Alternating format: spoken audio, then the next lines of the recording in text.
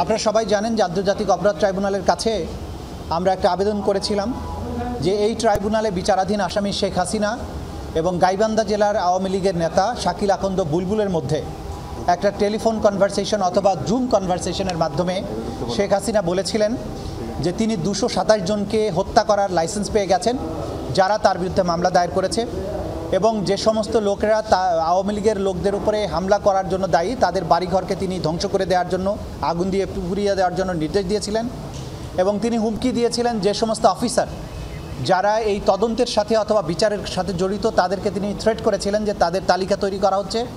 এবং তাদেরকে ভবিষ্যতেও চাকরি করতে হবে এটা যেন তারা মাথায় রাখে। এই কনভারসেশনের মাধ্যমে তিনি আন্তর্জাতিক অপরাধ ট্রাইব্যুনাল সহ বাংলাদেশের বিভিন্ন আদালতে শেখ হাসিনার বিরুদ্ধে যে সমস্ত মামলা চলমান আছে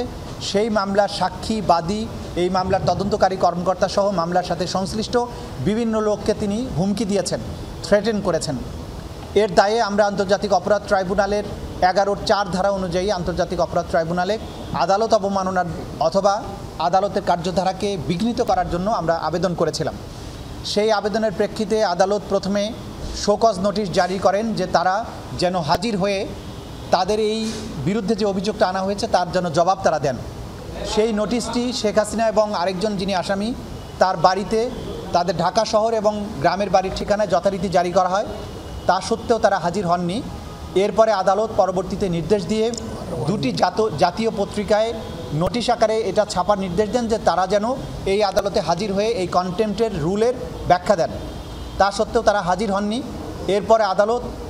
আসামিদেরকে ডিফেন্ড করার জন্য স্টেট ডিফেন্স লয়ার নিয়োগ করেন এবং এর বাইরে অতিরিক্ত হিসাবে সুপ্রিম কোর্টের একজন সিনিয়র আইনজীবীকে অ্যামিকাস কিউরি হিসাবে